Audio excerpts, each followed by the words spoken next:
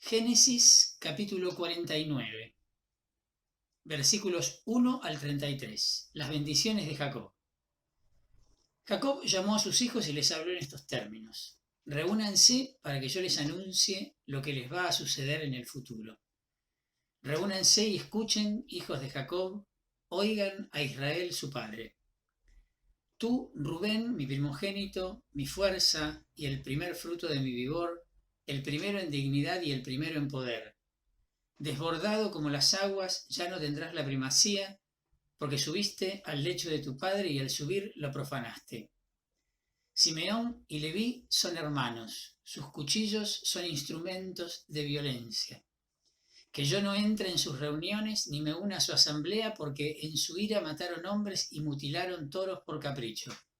Maldita sea su ira tan violenta y su furor tan feroz. Yo los repartiré en el país de Jacob y los dispersaré en Israel. A ti, Judá, te alabarán tus hermanos, tomarás a tus enemigos por la nuca, y los hijos de tu padre se postrarán ante ti. Judá es un cachorro de león. Has vuelto de la matanza, hijo mío. Se recuesta, se tiende como un león, como una leona. ¿Quién lo hará levantar? El cetro no se apartará de Judá, ni el bastón de mando de entre sus piernas, hasta que llegue aquel a quien le pertenece y a quien los pueblos deben obediencia. Él ata su asno a una vid, su asno de pura raza a la cepa más escogida, lava su ropa en el vino y su manto en la sangre de las uvas. Sus ojos están oscurecidos por el vino y sus dientes blanqueados por la leche. Zabulón habitará en la ribera del mar, que servirá de puerto a las naves, y sus fronteras llegarán hasta Sidón.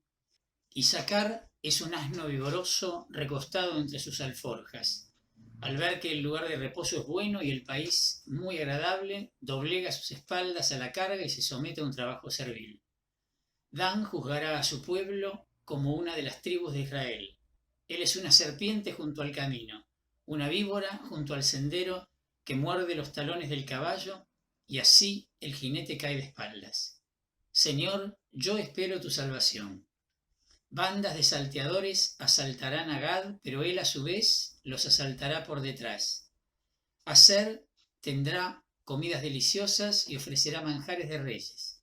Neftalí es una cierva suelta que da hermosos cervatillos.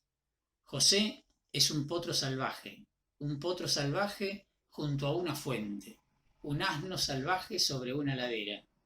Los arqueros lo hostigaron, le arrojaron flechas, lo acosaron, pero los arcos permanecieron rígidos y se aflojaron los brazos de los arqueros por el poder del fuerte de Jacob, por el nombre del pastor, la roca de Israel. Por el Dios de tu Padre que te socorre, por el Dios Todopoderoso que te da sus bendiciones. Bendiciones desde lo alto del cielo, bendiciones del océano que se extiende por debajo, bendiciones de los pechos y del seno materno, bendiciones de las espigas y las flores, bendiciones de las montañas seculares, delicias de las colinas eternas. Que desciendan sobre la cabeza de José, sobre la frente del consagrado entre sus hermanos. Benjamín es un lobo rapaz. Por la mañana devora la presa y a la tarde divide los despojos. Todas estas eran las tribus de Israel, 12 en total. Y esto es lo que su padre dijo de ellas cuando las bendijo, dándole a cada una su bendición. Luego les dio esta orden: yo estoy a punto de ir a reunirme con los míos. Entiérrenme junto con mis padres en la caverna que está en el campo de Efrón elitita, en el campo de Macpelá frente a Manré, en la tierra de Canaán, el campo que Abraham compró a Efrón elitita para tenerlo como sepulcro familiar. Allí fueron enterrados Isaac y Rebeca, su esposa, y allí también sepulté a Lía. Ese campo y la caverna que hay en él fueron comprados a los hititas. Cuando Jacob terminó de dar esta orden a sus hijos, recogió sus pies en el lecho, expiró y fue a reunirse con los suyos. Retomamos con el capítulo 49, el anteúltimo capítulo. Casi podríamos decir que este capítulo contiene una suerte de poema que se lo suele llamar tradicionalmente bendición a causa de lo que dice en el versículo 28. en realidad es más bien una descripción de la suerte histórica, de la suerte que tendrán, de hecho, las 12 tribus, ¿no? Que lo que aparece en el versículo 1 de algún modo da cuenta de esto.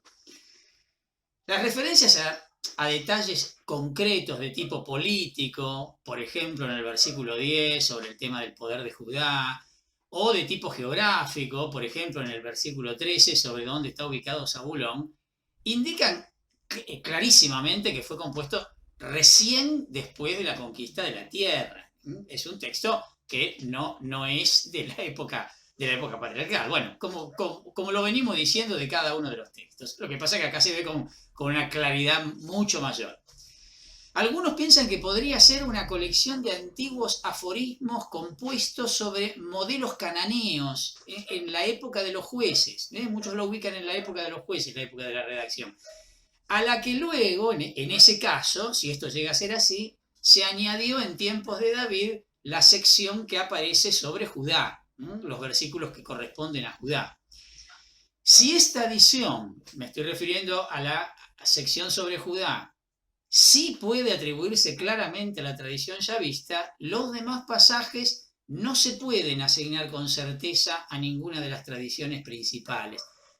Hay alguna referencia que ya la vamos a decir claramente sacerdotal, pero estoy hablando del conjunto en general. La inserción del conjunto entero de todo este capítulo en el libro canónico del Génesis se habría hecho, por lógica, mucho más tarde, estamos hablando después del destierro en Babilonia, siglo V, para transmitir el significado teológico que tiene ahora el texto así como está terminado. ¿Cuál es el mensaje teológico? La historia posterior de las 12 tribus no puede concebirse desconectada o al margen de la historia patriarcal. Este es el gran mensaje. Lo que viene después tiene su origen en la historia de los patriarcas.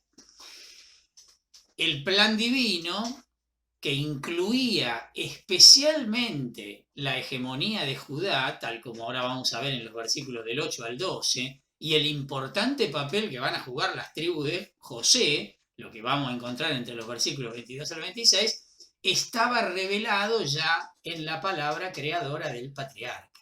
¿Sí? Es como que de este modo queda fundamentada la distribución del poder en la actualidad.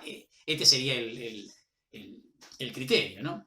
Por lo tanto, esto que llamamos poema tiene esencialmente la misma función que los dos versículos con que terminaba el capítulo anterior, nada más que acá se desarrolla en mucho mayor escala, ¿no? ¿Se acuerdan los últimos dos versículos, no?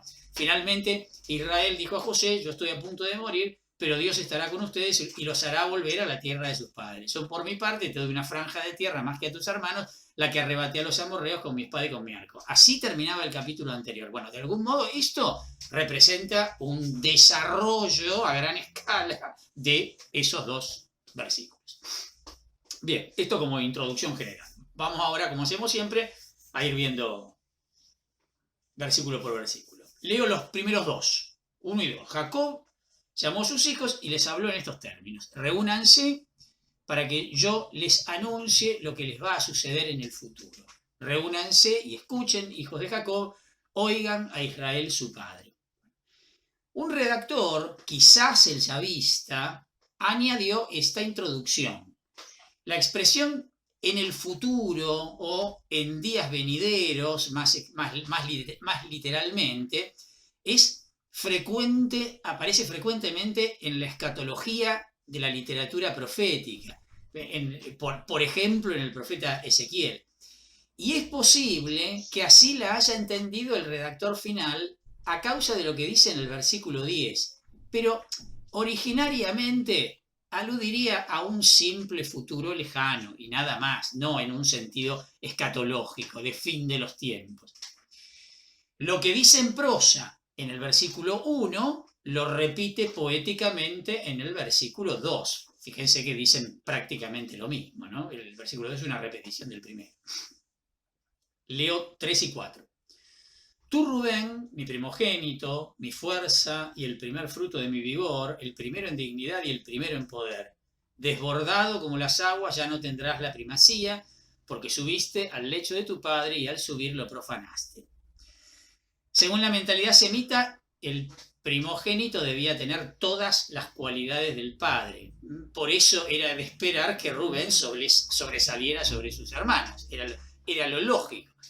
El hecho de que no fuera así está atribuido a su acto incestuoso, ¿se acuerdan, no? Cuando se acostó con Bilhá, la esclava de Raquel, que era la concubina de Jacob. Ya lo habíamos leído en el capítulo 35. La tribu de Rubén, que terminó asentada en la región de Transjordania, del otro lado del Jordán, entre Moab y Amón, según consta en el libro de Josué, capítulo 13, perdón, nunca pudo desplazar a sus vecinos, que fueron siempre más poderosos. En el famoso canto de Débora, en el libro de los Jueces, capítulo 5, que celebra la victoria contra los cananeos, se le va a reprochar el no haber ayudado a las tribus del norte. Y en la otra referencia, que permanentemente encontramos, un texto parecido a este, nada más que en vez de Jacob es de Moisés, en el libro del Deuteronomio, capítulo 33, se la describe a esta tribu como muy reducida en número. Leo versículos 5 al 7. Simeón y Leví son hermanos, sus cuchillos son instrumentos de violencia. Que yo no entre en sus reuniones ni me una a su asamblea, porque en su ira mataron hombres y mutilaron toros por capricho. Maldita sea su ira tan violenta y su furor tan feroz. Yo los repartiré en el país de Jacob y los dispersaré en Israel. Bueno, recuerden, ¿no? Simeón y Leví son condenados conjuntamente por su ataque a los habitantes de Siquem. ¿Se acuerdan, no? El capítulo 34 del libro del Génesis, todo el tema del rapto de Dina, la violación de Dina y el posterior tema de la circuncisión, etcétera, etcétera, etcétera, ¿no? El pasaje es antiguo, seguramente, ¿no? Porque parece desconocer la preeminencia que tuvo más tarde la tribu de Leví en el oficio sacerdotal, según lo que dice el libro del Deuteronomio, también en el capítulo 33, que hacíamos mención recién, ¿no? Su dispersión dentro de Israel se dio evidentemente cuando todavía no era la tribu sacerdotal. La tribu de Simeón desapareció pronto, no aparece mencionada en el libro de los Jueces capítulo 5, ni en Deuteronomio 33.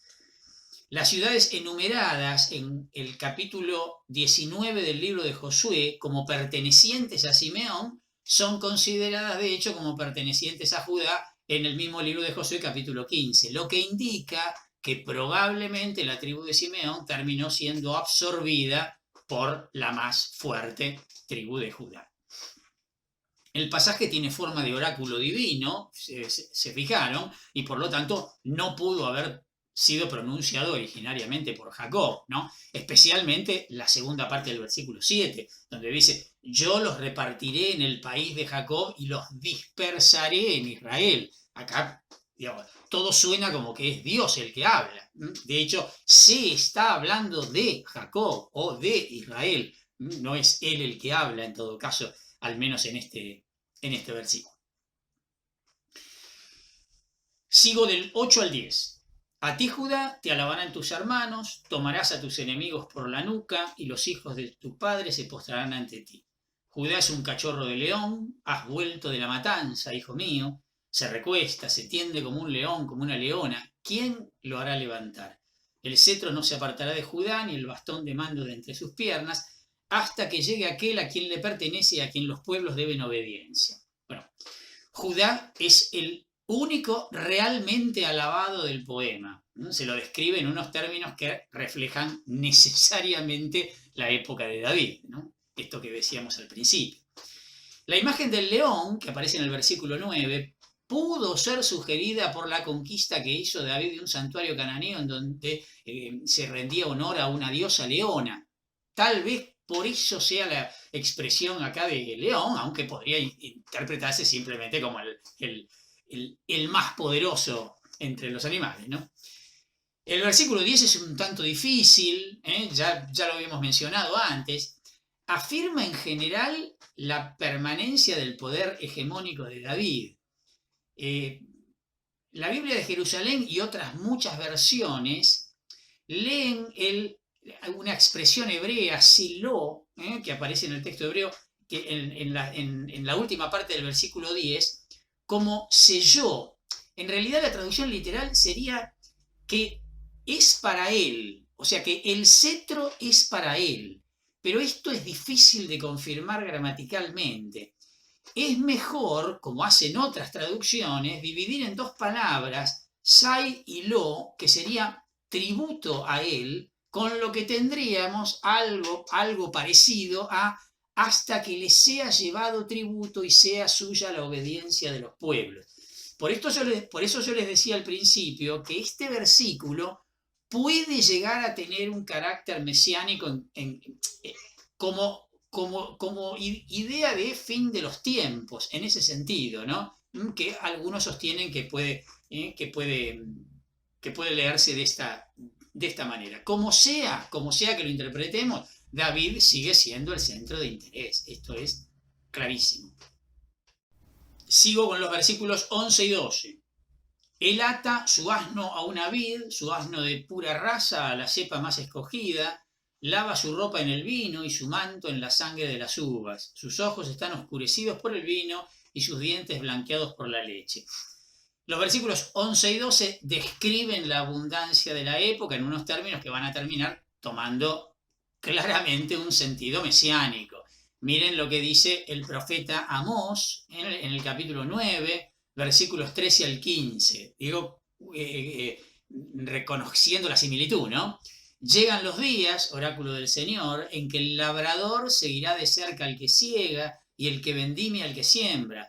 Las montañas harán correr el vino nuevo y destilarán todas las colinas. Yo cambiaré la suerte de mi pueblo Israel. Ellos reconstruirán las ciudades devastadas y las habitarán. Plantarán viñedos y beberán su vino. Cultivarán huertas y comerán sus frutos. Los plantaré en su propio suelo y nunca más serán arrancados del suelo que yo les di, dice el Señor tu Dios. O sea, se describe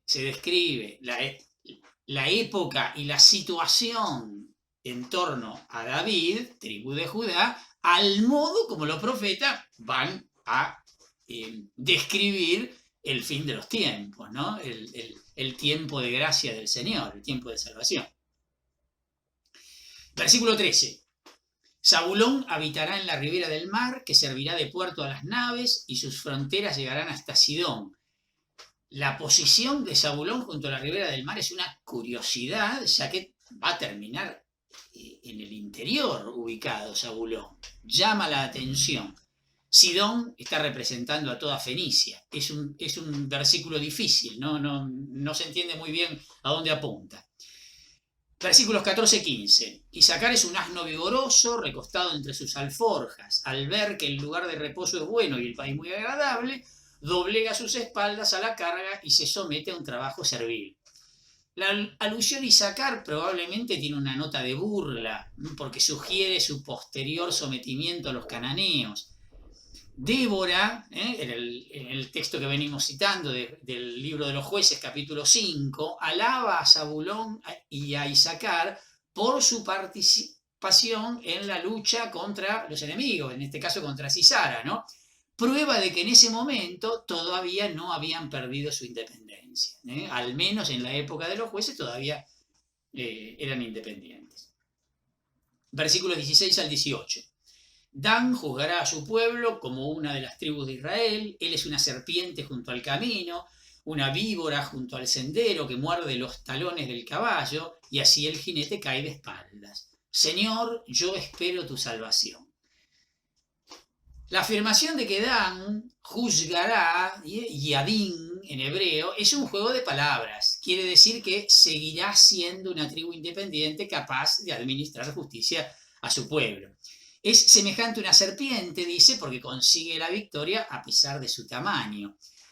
El enigmático versículo 18, ¿vieron? Señor, yo espero tu salvación, puede ser un añadido redaccional haciendo referencia a la salvación procurada por Dan, o bien una simple indicación de la mitad aproximada del poema. al modo como los salmos, vieron, como si fuera una antífona, que estaría indicando más o menos la mitad del poema. Podría ser, no está claro. Llama la atención, no tiene nada que ver con el contexto.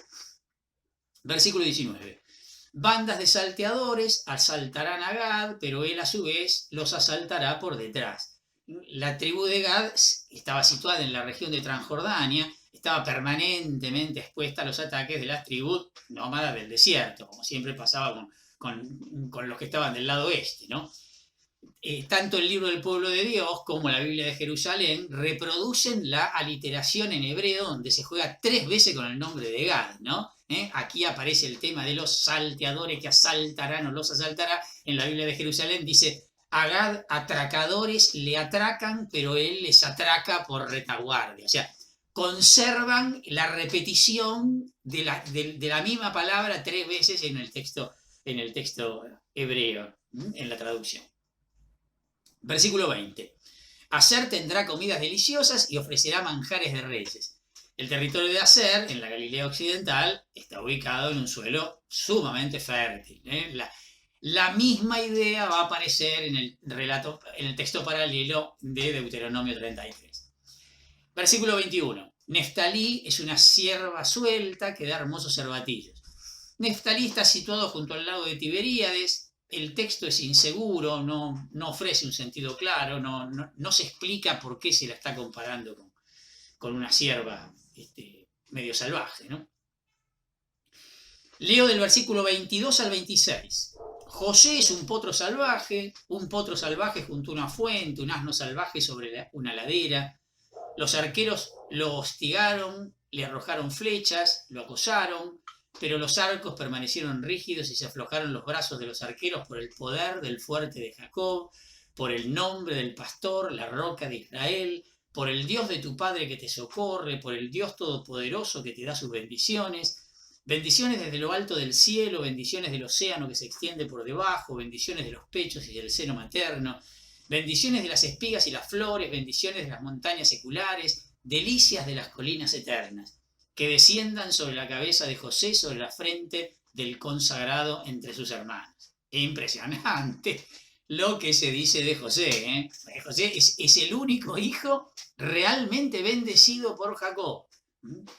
El texto también es muy inseguro, como los anteriores, y en su mayor parte solo permite deducir algunas generalidades. A ver, el versículo 22 sugiere la prosperidad de la tribu, representada por Efraín y Manasés, que ocupaban un territorio enorme, ¿no? Los versículos 23-24 describen la victoria de José sobre sus enemigos. La alusión histórica no es clara. Quizá se refiere a lo que vamos a encontrar narrado en el libro de los jueces entre los capítulos 6 y 8. Podría ser que se refiera a esto. La bendición propiamente dicha está en los versículos 25 y 26. Aunque Dios es la única fuente de la bendición, es obvio, ¿no? Están formuladas de un modo muy particular, especialmente la segunda parte del versículo 25.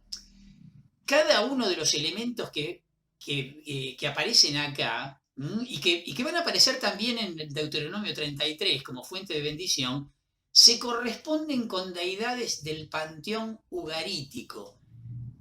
Y evidentemente acá están puestas como atributos o bendiciones por parte de Dios, ¿no? Pero de aquí la mención que hacíamos al principio, que algunos decían que podía ser un texto del libro de la época, de la instalación en la tierra con alguna influencia de las naciones vecinas. Podría ser. La primera parte del versículo 26 indica la permanencia de las bendiciones, y la segunda parte del versículo 26, José es llamado Nazir, es decir, consagrado por la especial elección de Dios. Otra alusión a la preeminencia de las tribus de José en el futuro Israel, el que verdaderamente describen estas bendiciones. Versículo 27. Benjamín es un lobo rapaz, por la mañana devora la presa y a la tarde divide los despojos. Bueno, la historia de la tribu de Benjamín justifica esta descripción, ¿no? Lo que narra el libro de los jueces en el capítulo 3, en el capítulo 19, 20, 21, bueno, evidentemente se justifica esta descripción. Versículo 28. Todas estas eran las tribus de Israel, 12 en total, y esto es lo que su padre dijo de ellas cuando las bendijo, dándole a cada una su bendición. La conclusión muestra cómo el redactor era consciente de que las bendiciones se referían a las tribus de Israel, no a los hijos de Jacob. Esto que estamos diciendo permanentemente. Versículos 29 al 33, leo. Luego les dio esta orden. Yo estoy a punto de ir a reunirme con los míos, entiérrenme junto con mis padres en la caverna que está en el campo de Efrón, elitita, en el campo de Macpelá, frente a Mamre, en la tierra de Canaán, el campo que Abraham compró de Efrón, elitita, para tenerlo como sepulcro familiar. Allí fueron enterrados Isaac y Rebeca, su esposa, y allí también sepulté a Lía. Ese campo y la caverna que hay en él fueron comprados a los hititas. Cuando Jacob terminó de dar esta orden a sus hijos, recogió sus pies en el lecho, expiró y fue a reunirse con los suyos. Esta sección es un paralelo del relato ya vista que estaba en el capítulo 47, versículos 29 al 31. La terminología que hace recordar tanto al capítulo 23 del Génesis, los detalles precisos y la insistencia en la posesión legal de la porción esta de tierra revelan clarísimamente la mano de la tradición sacerdotal. Como en las demás tradiciones, se insiste en la teología de la única tierra por un lado y del único pueblo por el otro. La primera parte del versículo 33 es una inserción, seguramente tomada del Yavista, que concluía originariamente la bendición de Jacob sobre Efraín y Manasés. ¿Se acuerdan? En el capítulo 48, cuando en el 48:2 decía: después de estos acontecimientos, José recibió esta noticia, tu padre está enfermo, entonces llevó a sus dos hijos, Manasés y Efraín, y se hizo anunciar a su padre: tu hijo José ha venido a verte. Israel, haciendo un esfuerzo, se sentó en su lecho. ¿Se acuerdan? Es el texto en que pone a los niños sobre sus rodillas. Bueno, ahora recoge los pies en el lecho, indicando, listo, que vuelve a la cama para descansar definitivamente, ¿no? Para morirse en paz. Con esto terminamos entonces el capítulo 49. Génesis capítulo 50, versículos 1 al 26. Sepultura de Jacob y últimos hechos de José. Entonces José se echó sobre el rostro de su padre, lo cubrió de lágrimas y lo besó. Después dio a los médicos que estaban a su servicio la orden de embalsamar a su padre, y los médicos embalsamaron a Israel. Esto les llevó 40 días, porque ese es el tiempo que dura el embalsamamiento. Los egipcios estuvieron de duelo por él durante 70 días. Una vez transcurrido ese periodo, José se dirigió a la corte del faraón en estos términos: por favor, presenten al faraón el siguiente pedido. En una oportunidad mi padre me dijo, obligándome bajo juramento: cuando yo muera, asegúrate de que me entierren en la tumba que me hice preparar en el país de Canaán. ¿Puedo ir a sepultar a mi padre y luego regresar? El faraón respondió: ve a sepultar a tu padre como él te lo hizo prometer bajo juramento. José partió entonces para ir a sepultar a su padre, y con él fueron todos los servidores del faraón, los ancianos de su palacio y todos los ancianos de Egipto, lo mismo que la familia de José, sus hermanos y la familia de su padre. En la región de Gosén dejaron únicamente a los niños y el ganado. También fueron con él carros de guerra y jinetes, de manera que se formó un cortejo imponente.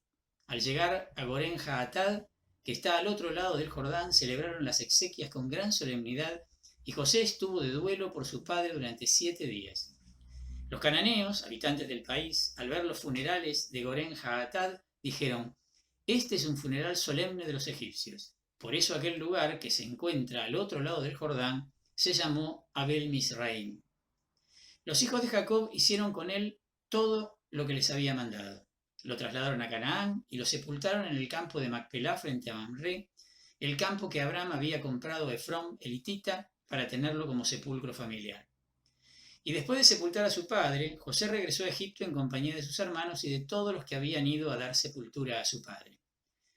Al ver que su padre había muerto, los hermanos de José se dijeron, ¿y si José nos guarda rencor y nos devuelve todo el mal que le hicimos? Por eso le enviaron este mensaje. Antes de morir, tu padre dejó esta orden. Díganle a José, perdona el crimen y el pecado de tus hermanos que te hicieron tanto mal. Por eso, perdona el crimen de los servidores del Dios de tu padre. Al oír estas palabras, José se puso a llorar. Luego sus hermanos fueron personalmente, se postraron ante él y le dijeron, aquí nos tienes, somos tus esclavos. Pero José les respondió, no tengan miedo, ¿acaso yo puedo hacer las veces de Dios? El designio de Dios ha transformado en bien el mal que ustedes pensaron hacerme, a fin de cumplir lo que hoy se realiza, salvar la vida a un pueblo numeroso. Por eso no teman, yo velaré por ustedes y por las personas que están a su cargo. Y los reconfortó hablándoles afectuosamente. José permaneció en Egipto junto con la familia de su padre y vivió 110 años. Así pudo ver a los hijos de Efraín hasta la tercera generación, y a los hijos de Maquir, hijo de Manasés, también nacieron sobre las rodillas de José. Finalmente José dijo a sus hermanos, yo estoy a punto de morir, pero Dios los visitará y los llevará de este país a la tierra que prometió con un juramento a Abraham, a Isaac y a Jacob. Luego hizo prestar un juramento a los hijos de Israel, diciéndoles, cuando Dios los visite, lleven de aquí mis restos. José murió a la edad de 110 años, fue embalsamado y colocado en un sarcófago en Egipto. Ingresamos entonces en el último capítulo, capítulo número 50 del libro del Génesis. Es un capítulo final que resume las tres tradiciones. La sepultura de Jacob está relatada por el Yavista en los versículos del 1 al 11 y también, después vamos a indicarlo, el versículo 14 también le pertenece. Y por parte del sacerdotal en los versículos 12 y 13. Los últimos hechos de José, que aparecen entre los versículos 15 al 26, pertenecen principalmente a la tradición eloísta. Las dos secciones le dan al libro una conclusión normal y contienen un resumen de la teología del libro entero, en realidad, en forma de relato. El segundo momento del plan divino, expresado en las promesas patriarcales, se va a desarrollar en Egipto, pero el traslado de los restos de Jacob a Canaán prefigura ya la posterior liberación del pueblo que va a estar cautivo en Egipto. Esto está muy bien anticipado, muy simbólicamente anticipado. Dios salvará a su pueblo, según lo que dice el versículo 20, y cumplirá la promesa de la tierra, lo que queda claro en el versículo 24. Bien. Leo del 1 al 3. Entonces José se echó sobre el rostro de su padre, lo cubrió de lágrimas y lo besó. Después dio a los médicos que estaban a su servicio la orden de embalsamar a su padre, y los médicos embalsamaron a Israel. Esto le llevó 40 días, porque ese es el tiempo que dura el embalsamamiento. Los egipcios estuvieron de duelo por él durante 70 días. La concepción de los egipcios sobre la vida del más allá explica la práctica del embalsamamiento. Ya la conocemos esto. Es lógico que José tuviera que embalsamar a su padre, en este caso, a causa del largo viaje que iban a tener que realizar a Canaán. Los textos egipcios mencionan frecuentemente este tema de los 70 días, bueno, en algunos con algunas variaciones, pero en general 70 días como tiempo de la momificación. El número de días acá presentado por el Yavista de 40 debe ser aproximado. De hecho, después enseguida aparece el número 70 también, ¿no? Versículos 4 al 6. Una vez transcurrido ese periodo, José se dirigió a la corte del faraón en estos términos. Por favor, presenten al faraón el siguiente pedido. En una oportunidad mi padre me dijo, obligándome bajo juramento, cuando yo muera, asegúrate de que me entierren en la tumba que me hice preparar en el país de Canaán. ¿Puedo ir a sepultar a mi padre y luego regresar? El faraón respondió, ve a sepultar a tu padre como él te lo hizo prometer bajo juramento. El ritual fúnebre puede que haya impedido la aparición de José en la corte por algún tiempo, o tal vez necesitaba el respaldo de otro funcionario de palacio. Si no, no se entiende muy bien esto de que le pidan permiso a Faraón, ¿no? Digo, con la confianza que tenía y con el poder que tenía, llama la atención esto. No, no queda del todo claro. El yavista parece estar informado de que Jacob se había preparado un lugar especial para su enterramiento, por lo que sugiere el versículo 5.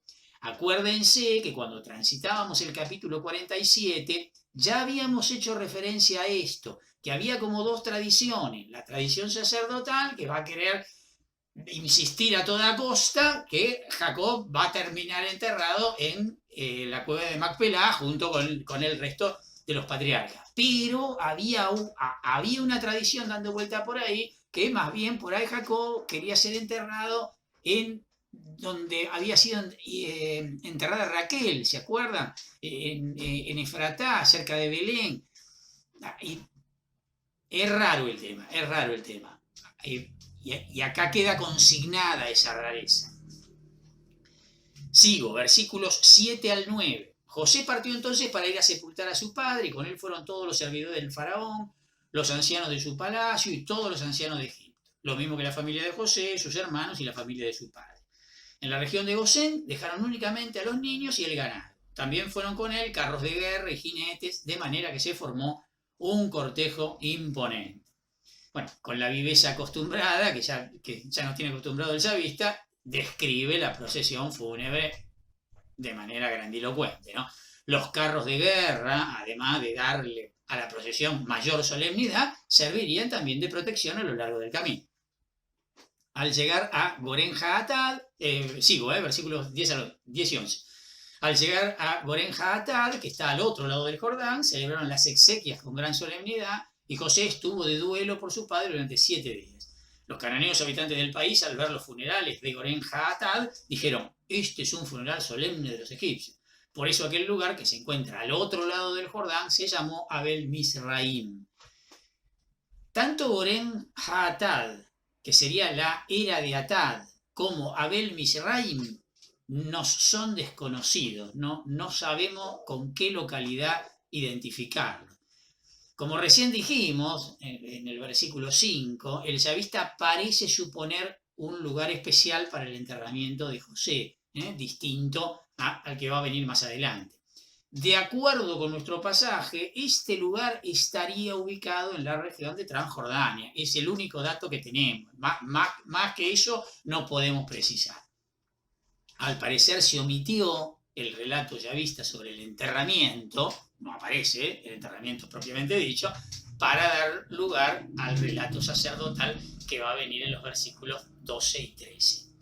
El nombre Abel Mizraim, el llano de los egipcios, se explica en realidad por el llanto de los egipcios. Ebel, llanto. Hay un cambio de palabra acá, entonces en vez del llano, el llanto.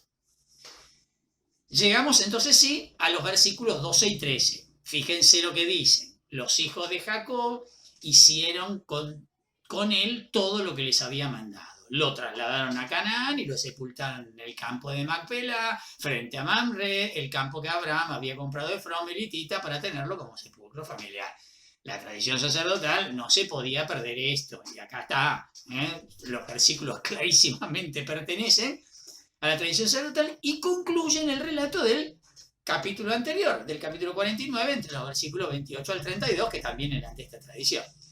A pesar de las incongruencias provocadas por esta fusión de tradiciones, el redactor quiere conservar claramente la teología de la tradición sacerdotal, finalmente. Versículo 14. Y después de sepultar a su padre, José regresó a Egipto en compañía de sus hermanos y de todos los que habían ido a dar sepultura a su padre. En este versículo 14 concluye el relato yavista con la posible excepción del versículo 22, ya vamos a ver más adelante. Como siempre, la teología yavista se deduce de los mismos acontecimientos. Por el contrario, la siguiente conclusión que va a venir ahora del eloísta explicita detalladamente la teología. Miren, versículos 15 al 17. Al ver que su padre había muerto, los hermanos de José se dijeron, ¿y si José nos guarda rencor y nos devuelve todo el mal que le hicimos? Por eso le enviaron este mensaje. Antes de morir, tu padre dejó esta orden. Díganle a José, perdona el crimen y el pecado de tus hermanos que te hicieron tanto mal. Por eso, perdona el crimen de los servidores del Dios de tu padre. Al oír estas palabras, José se puso a llorar. La repetida alusión al temor de los hermanos de José había aparecido en el capítulo 42, en el capítulo 43, en el capítulo 44, sigue subrayando y cada vez más el temperamento clemente de José, ¿no? Esta disposición a perdonarlos, a olvidarse de lo ocurrido, etc., ¿no? El temor está provocado ahora por la muerte de Jacob, que durante su vida habría conservado la paz entre ellos. Esto es razonable, digamos, ¿no? No sabemos si es así, pero al menos es razonable. En la primera escena, los versículos 16 y 17, los hermanos le envían un mensaje recordándole que Jacob le había pedido que los perdone otra vez, aunque esto no apareció antes, no es algo inverosímil. La referencia explícita al Dios de tu padre apunta al tema religioso para darle mayor fuerza, clarísimamente. Versículos 18 al 21. Luego sus hermanos fueron personalmente, se postraron ante él y le dijeron, aquí nos tienes, somos tus esclavos. Pero José les respondió, no tengan miedo, ¿acaso yo puedo hacer las veces de Dios? El designio de Dios ha transformado en bien el mal que ustedes pensaron hacerme, a fin de cumplir lo que hoy se realiza, salvar la vida de un pueblo numeroso. Por eso no teman, yo velaré por ustedes y por las personas que están a su cargo. Y lo reconfortó hablándoles afectuosamente. En esta segunda escena, la tradición eloísta deja en claro su teología y la de todos los acontecimientos anteriores, en realidad. El transcurso de estos acontecimientos puso de manifiesto el plan divino e implícitamente el mismo juicio divino. La mala acción de los hermanos, al igual que toda la historia, fue utilizada por Dios para llevar adelante su plan, indefectiblemente, ¿no? Y por eso también forma parte de la historia de la salvación. Si José los castigara, cambiaría el juicio divino y de ese modo ocuparía el lugar de Dios, que es lo que dice el versículo 19. ¿No? Está perfectamente armado esto, perfectamente armado. Fíjense lo que dice el versículo 20. Salvar la vida a un pueblo numeroso. Parece hacer referencia en este contexto a la salvación del hambre, pero está anticipando la salvación definitiva. Además, bueno, recuerden además el tema de que los hermanos se postran ante él. Recuerden los sueños de José, ¿sí? Estamos llegando al final de aquello que había empezado al comienzo de la historia de José. Versículos 22-23. José permaneció en Egipto junto con la familia de su padre y vivió 110 años. Así pudo ver a los hijos de Efraín hasta la tercera generación y los hijos de Maquir, hijo de Manasés, también nacieron sobre las rodillas de José. A ver, en muchos textos egipcios aparece la idea de que 110 años eran considerados la edad ideal, digamos, ¿no? Maquir era un importante clan del Israel posterior, aparece nombrado en el libro de los Números, en el libro de Josué, en el libro de los Jueces. Tal vez en otro tiempo fuera una de las tribus de la anfictionía, ¿se acuerdan? Lo cual explicaría esta etiología étnica que aparece acá en el versículo 23, donde dice, nacieron sobre las rodillas de José, es decir, que fueron adoptados por él, quiere decir, ¿se acuerdan que era el gesto de adopción de esto, ¿no? Versículos 24 al 26.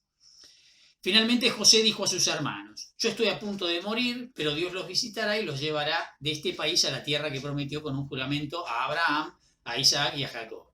Luego ellos prestaron juramento a los hijos de Israel, diciéndoles, cuando Dios los visite, lleven de aquí mis restos. José murió a la edad de 110 años, fue embalsamado y colocado en un sarcófago en Egipto. Las últimas palabras de José y del Génesis, además, trascienden la historia particular de los hijos de Jacob y recuerdan la promesa originaria hecha a Abraham en el capítulo 12 versículo 7 del Génesis, estamos hablando, que fue repetida frecuentemente a lo largo de toda la historia patriarcal. Al mismo tiempo, anticipan los datos del Éxodo y el cumplimiento de la promesa, tal como lo va a resaltar la carta a los Hebreos en el Nuevo Testamento, capítulo 11, versículo 22, dice: por la fe, José, al fin de su vida, hizo alusión al éxodo de los israelitas y dejó instrucciones acerca de sus restos. La mención de la edad de José en el versículo 26 hace pensar que la del versículo 22 es un duplicado. Por eso es que tal vez el versículo 22 haya sido una inserción ya vista. De ahí viene la posibilidad que habíamos mencionado antes. La afirmación final de la segunda parte del versículo 26 es una conclusión natural de la historia de los patriarcas, pero al mismo tiempo, dado que José no fue sepultado, como de hecho lo exige la costumbre hebrea, sugiere brillantemente que esta historia no ha terminado. El libro del Génesis está terminando, para traer un ejemplo moderno, ¿vieron como cuando termina una temporada de una serie, pero que sabés que va a seguir esa temporada y al final tiene final de final, pero deja algo abierto como para que se justifique una próxima temporada? Bueno, acá está la puerta abierta para lo que viene, que van a ser ni más ni menos que los relatos del libro del Éxodo. Con esto damos por terminado al capítulo 50 y por lo tanto damos por terminado el libro del Génesis.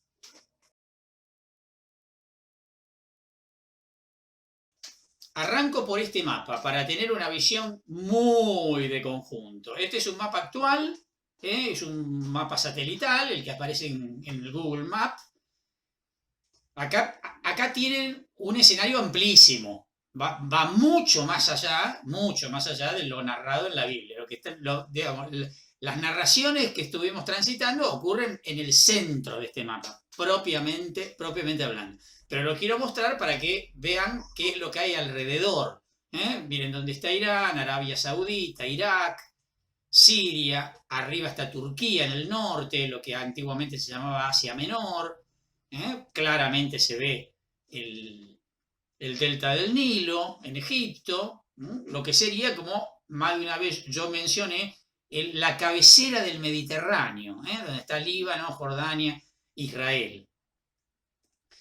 Este mapa que les muestro ahora es el mismo mapa, nada más que, digamos, acercado un poquitito para que aparezca más claramente nuestra zona, la zona de los relatos que estuvimos transitando.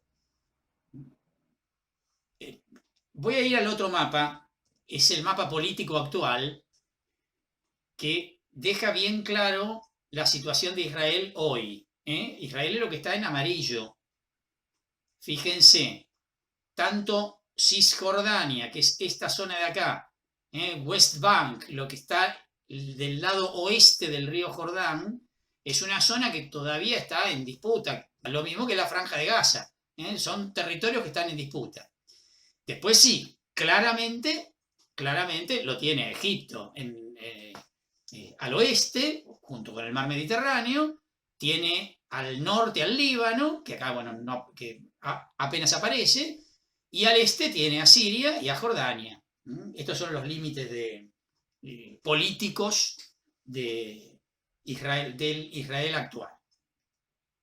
Este es el territorio. Y ahora vamos entonces, propiamente hablando, a lo que más nos interesa, en función de que estuvimos viendo el libro de Génesis. Este es un lindo mapa, porque tiene los viajes de Abraham, ven la línea roja.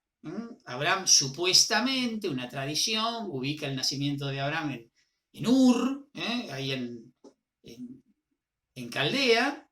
Entonces por eso ahí arranca el trayecto de Abraham, que va hasta Harán, que está acá arriba. Esta es la casa de, digamos, Harán es la localidad donde están los parientes. Ahí es donde iban a buscar las esposas, donde el siervo de Abraham fue a buscar la esposa para Isaac, y donde Jacob finalmente conseguirá casarse con Lía y con Raquel. Abraham de acá, de Harán, baja y se mueve fundamentalmente por esta zona. ¿Se acuerdan, no? Beersheba, Hebrón, Kiriat Arba, todas localidades que las tenemos de oído por la historia de Abraham, el ciclo de Abraham. Y cuando Abraham va a Egipto, también, ¿se acuerdan? Cuando hubo hambre en el lugar, que hace pasar a Sara por la hermana, etcétera, etcétera. Bueno, va a Egipto y vuelve. Pero su lugar es acá, Moria, en el capítulo 22 del Génesis, el sacrificio de Isaac. Bueno, después tenemos los viajes de Isaac, y los viajes de Isaac, fíjense, cortito, no se mueve de acá. Porque recuerden que Isaac no fue a buscar esposa, fue el siervo de Abraham a buscar esposa para él. Él se quedó en el lugar. Y después, bueno, sí, en verde aparecen los viajes de Jacob, que este sí viajó también. Va desde la zona de Hebrón, donde están todos relacionados, y hasta Harán, otra vez, ida y vuelta.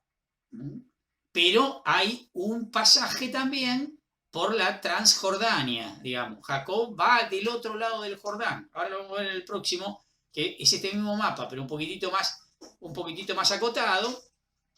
Fíjense, acá aparecen otras ciudades que en el mapa anterior no habían aparecido. Esto que les mencionaba recién, ¿se acuerdan de la ciudad de Sucot, Penuel, el famoso Yabok? ¿Se acuerdan el afluente del Jordán que lo nombramos tantas veces? Bueno, acá está Dotán, donde habían ido los hermanos de José, la famosa ciudad de Siquem, acá está. Betel, que también es llamada Luz. Jerusalén, que se acuerdan que en el capítulo 12 aparece Melquisedec, rey de Salem. Acá está Efratá, cerquita de Belén, donde fue enterrada Raquel, ¿se acuerdan? Manré, Hebrón, donde está la cueva de Macpelá, el santuario de Beersheba, hablamos hasta por los codos del santuario de Beersheba. Esta es la zona del Negev, lo que sería el sur. Y acá está Beer Lahai Roí, el pozo de Lahai Roí. ¿Se acuerdan cuando el siervo de Abraham viene con la esclava con Rebeca, y Isaac había salido a dar una vuelta por el campo y se encuentran? Bueno, fue acá, en el pozo de Lahai Roí. La posible ubicación de Sodoma. ¿Vamos? Y después, otro mapa que les traje también, especialmente por el capítulo 49, es la distribución de las tribus en la época de Salomón. ¿Ven? Que dice antes de la división. El reino del norte se divide del reino del sur justo cuando muere Salomón, ¿no? Ahí es donde se provoca el cisma. Bueno, miren si no es tal cual lo que se percibe en el Génesis. Miren lo que es Manasés. Acuérdense, Efraín y Manasés eran los hijos de José. Bueno, miren, Manasés occidental es el marrón. Manasés oriental es este violeta de acá. Prácticamente ocupan todo. Y Efraín. Y por otro lado, miren lo que es Judá. Miren lo que es Judá junto con Benjamín, chiquito acá. O sea, prácticamente hablando, cuando nos referimos al reino del norte, iba a ser lo mismo que hablar de Efraín y Manasés, como de hecho muchas veces en el Antiguo Testamento va a aparecer nombrado el reino del norte, y cuando hablamos del reino del sur, hablamos de Judá, prácticamente. Lo que les había indicado de Zabulón, que no está a orilla del mar, ¿ven? Está bien en el medio, es bien mediterránea, Zabulón. La mención que habíamos hecho de que Simeón había sido absorbida por Judá. La mención que habíamos hecho de Rubén, que estaba permanentemente amenazada por los pueblos vecinos. Miren, está rodeado por Amón, por Moab.